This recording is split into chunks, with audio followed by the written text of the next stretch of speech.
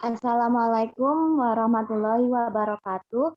Perkenalkan, kami dari kelompok 1 ingin mempresentasikan tentang analisis kepribadian dan etika profesi guru. Sebelum kita mulai, perkenalkan anggota kelompok 1 itu yang pertama ada saya, Veronica Mitraujana, yang kedua ada Regia Saraswati, ketiga ada Safira Nuraini, dan terakhir ada Hanifah.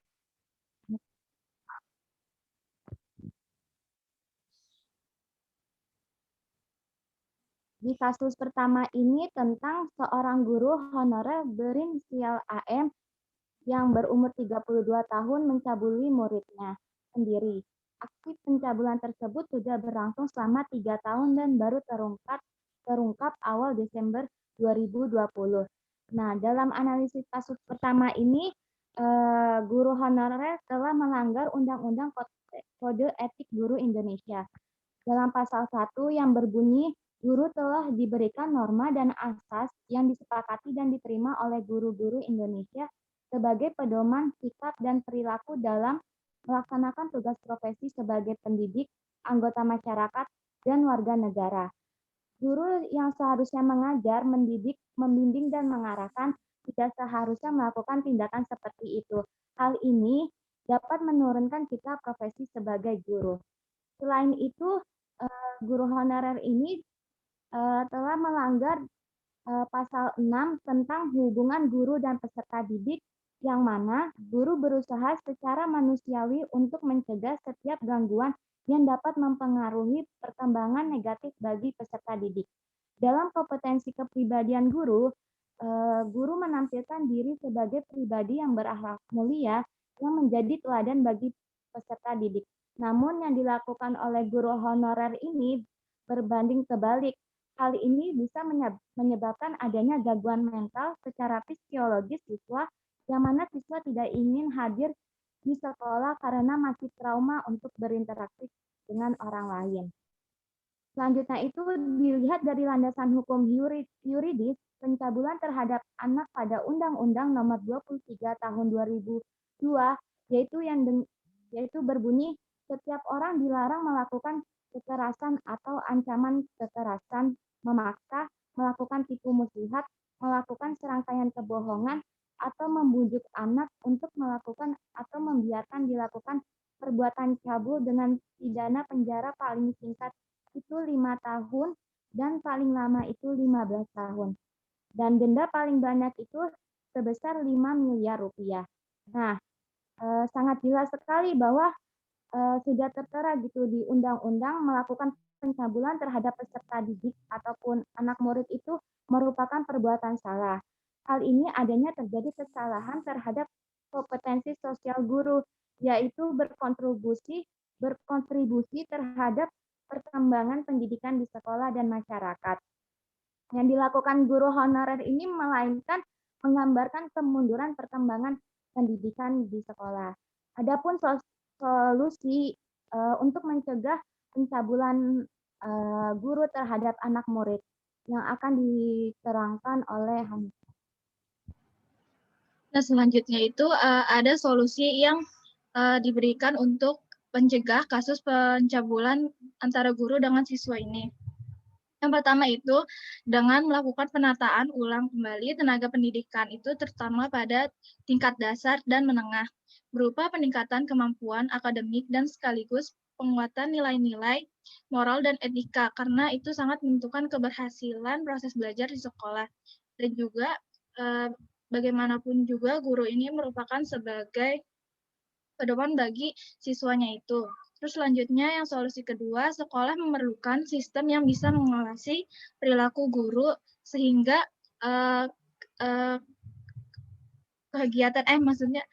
sehingga tidak terulang lagi karena adanya pengawasan yang lemah ini. Dan juga siswa bisa dimotivasi untuk berani melapor jika ada tindakan guru yang kurang patut dan meminimalisir adanya contoh kasus yang serupa. Selanjutnya itu bagaimana menanamkan nilai-nilai agama, etika, dan norma ditanamkan kepada siswa dalam pergaulan di sekolah. ataupun lingkungan luar, serta komunikasi yang lebih intensif antara orang tua siswa dengan guru untuk memantau perkembangan siswanya. Dan juga bagaimana dari kasus tersebut ini bisa si guru ini diadili dengan seadil-adilnya, karena siswa ini bisa saja trauma atas kelakuan guru tersebut. Dan selanjutnya ini ada kasus kedua yang dijelaskan oleh Regia. Ya, terima kasih Hanifah. Selanjutnya ada kasus kedua. Ya, pada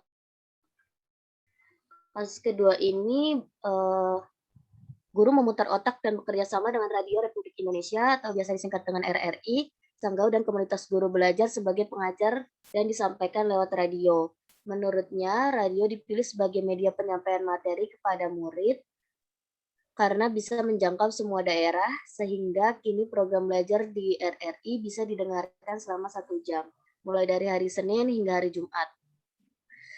Selama program, ia menyebutkan para guru bisa bergantian mengajar memberikan materi yang mereka kuasai dan tidak harus mengejar target kurikulum. Jadi pada kasus kedua ini, kami menyimpulkan bahwa terdapat pemenuhan kompetensi dalam 2 bidang. Yang pertama yaitu kompetensi sosial.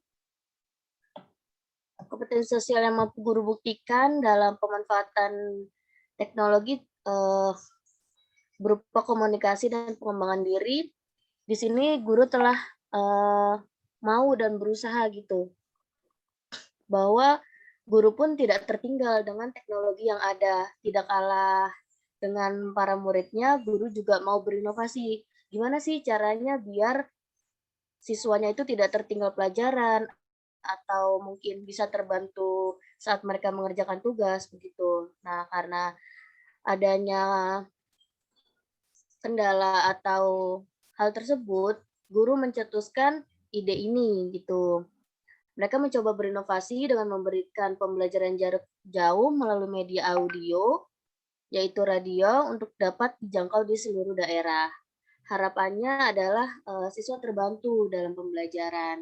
Namun, tidak dapat dipungkiri, setiap hal pasti memiliki resiko. Apabila siswa tidak menyimak atau mencatat, itu pastinya percuma atau sia-sia gitu. Dan kemudian apabila karena ini menggunakan radio, mungkin kendala dari listrik ataupun dari internet gitu, itu kan tidak dapat dihindari. Maka hal itu juga bisa mengurangi atau mengakibatkan kurang tersampainya sebuah materi gitu. Nah, terkait hal tersebut, maka solusi yang kita berikan terhadap kasus ini yaitu yang pertama perlunya perhatian jam penayangan. Jadi jam penayangan ini kalau bisa disesuaikan dengan jam mata pelajaran, misalnya jam 9 sampai 10 ada mata pelajaran bahasa Indonesia, maka itu disesuaikan oleh mata pelajaran tersebut. Tidak mengganggu mata pelajaran yang lain maupun tidak terlampau larut seperti itu, tidak melebihi dari jam mata pelajaran. Kemudian kedua itu adalah selain dari solusi untuk gurunya, kita juga memberikan solusi untuk siswanya itu sendiri. Siswanya juga harus mempunyai kesadaran belajar yang stabil dan konsisten. Jadi kalau dibilang jadwalnya jam segini, mata pelajaran ini ya mereka harus sudah standby 10 atau 15 menit sebelum penayangan, sebelum mata pelajaran disampaikan gitu.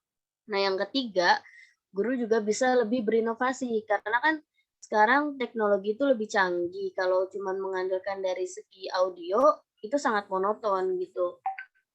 Nah, sekarang itu dibutuhkan audio visual. Jadi ada gambar, ada suara juga. Maka siswa pun tidak akan merasa bosan atau jenuh seperti itu. Maka dari inovasi yang radio ini mungkin nantinya bisa lebih diinovasikan lagi ke dalam audio visual berupa video atau penayangan yang lain seperti itu.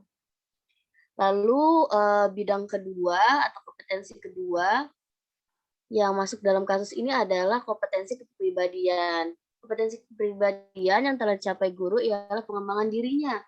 Nah, jadi karena guru mau berinovasi, secara tidak langsung guru itu membuktikan bahwa dia lebih baik daripada sebelumnya gitu. Nah, mereka mau mencari celah maupun ide baru dengan memberikan pembelajaran berbasis audio ini. Secara tidak langsung, guru telah berhasil mengembangkan potensi dalam dirinya dan telah bertanggung jawab atas apa yang dia ampu atau dia kerjakan. Nah, semoga juga harapannya kegiatan ini terus berlangsung, bukan hanya mungkin saat ini, saat pandemi, tapi mungkin bisa lebih ditingkatkan lagi mengikuti perkembangan zaman yang ada. Begitu dari kasus kedua. Kemudian lanjut ke kasus ketiga yang akan dijelaskan oleh Safira. Selanjutnya kasus ketiga yaitu Wilfriedus Kado, guru SMK Negeri 7 ND, NTT, dan Afan Fatur Rahman, guru SD Negeri Batu Kutil 3, Sumeneb, Madura, Jawa Timur, menunjukkan kegigihannya dalam mengajar di era pandemik. Dengan keterbatasan gawai yang mereka miliki dalam proses belajar mengajar, dia memadukan antara memanfaatkan Facebook secara gratis dan tatap muka dengan dia berkeliling ke rumah-rumah para siswanya. Kemudian yang cukup menyulitkan itu ketika dia mendatangi rumah siswa, kerap kali siswa ini harus membantu pekerjaan orang tuanya seperti pergi berkebun. Dan sementara itu, Pak Afan ini mengisahkan bahwa untuk mencegah siswa-siswanya bosan dalam kegiatan belajar, dia terkadang membawa boneka dan harus terus berinovasi membuat mainan agar mereka mau belajar. Menurut kami dalam kasus ini sang guru telah memenuhi kompetensi 3 bidang, yaitu yang pertama beliau telah memenuhi kompetensi pedagogik, yaitu Pak Afan ini mampu memahami karakteristik peserta didik dan dengan spesifik moral, sosial, kultural, emosional, dan intelektual. Dibuktikan dengan sang guru ini dengan ketulusan hatinya rela datang ke rumah-rumah siswa karena beliau memahami banyak siswanya yang tidak memiliki smartphone dan juga tidak memiliki laptop. Jikapun misalnya mereka memiliki smartphone atau laptop, dana untuk beli kuota internet itu akan membebani para wali muridnya. Beliau juga memahami kondisi ekonomi keluarga para siswanya. Kemudian sang pendidik ini juga memanfaatkan teknologi informasi dan komunikasi untuk kepentingan penyelenggaraan kegiatan pengembangan yang mendidik. Dibuktikan dengan dia memanfaatkan penggunaan Facebook secara gratis dalam proses belajar mengajar dan memanfaatkan tayangan edukasi untuk siswa di TVRI. Kemudian sang pendidik juga berkomunikasi secara efektif, empatik, dan santun dengan peserta didik. Beliau tahu para wali muridnya ini tidak selalu bisa mendampingi anak-anak mereka untuk belajar, karena wali murid tersebut harus bekerja di ladang atau memanen untuk memenuhi kebutuhan sehari-hari mereka. Bahkan jika muridnya merasa bosan, beliau membawa boneka dan membuat permainan agar siswanya ini mau semangat untuk belajar. Kemudian yang kedua itu ada kompetensi kepribadian. Jadi sang pendidik ini menampilkan diri sebagai pribadi yang jujur, berakhlak mulia, dan teladan bagi peserta didik dan masyarakat. Ia dengan ketulusan dan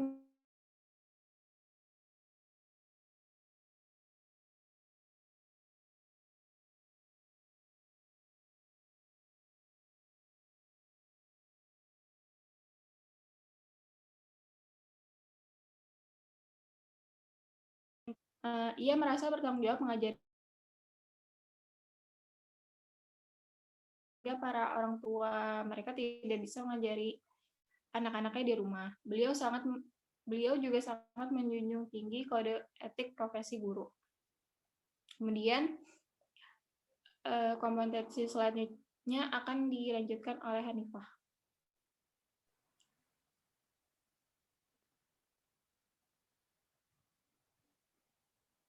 Kemudian kompetensi selanjutnya itu yang berkenaan dengan kasus ini, yaitu kompetensi sosial, di mana seorang guru ini bertindak sangat objektif serta tidak diskriminatif terhadap siswanya, karena mengenyampingkan pertimbangan jenis kelamin, agama, ras, kondisi fisik, latar belakang keluarga, serta status sosial ekonomi dari para siswanya. Dengan dia mendatangkan para rumah siswa itu selama 3 kali seminggu tanpa adanya kesenjangan dalam menerima pendidikan ataupun pengajaran.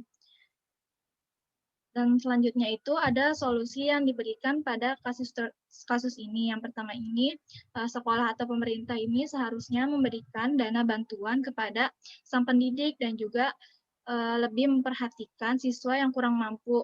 Karena tidak semua siswa ini memiliki alat elektronik untuk belajar. Dan juga dengan zaman yang sekarang ini yang seharusnya sudah melek teknologi. Selanjutnya itu ketika berkunjung ke rumah siswa, sang guru ini tetap bisa memakai masker dan mematuhi protokol kesehatan agar kesehatan terjaga dari si guru ini dan juga para siswanya. Terus sang guru ini juga perlu membuat inovasi-inovasi lagi agar siswanya ini tidak bosan dalam proses pembelajaran. Serta para siswa juga harus memiliki kesadaran untuk giat belajar walaupun di masa pandemi ini dan walaupun adanya keterbatasan teknologi dalam proses pembelajaran ini dilihat dari seorang gurunya itu sendiri yang sangat profesional di masa pandemi ini tetap bisa berlangsung pengajaran terhadap para siswa-siswanya. Sekian pembahasan studi kasus pada kelompok 1. Kurang lebihnya mohon maaf. Wassalamualaikum warahmatullahi wabarakatuh.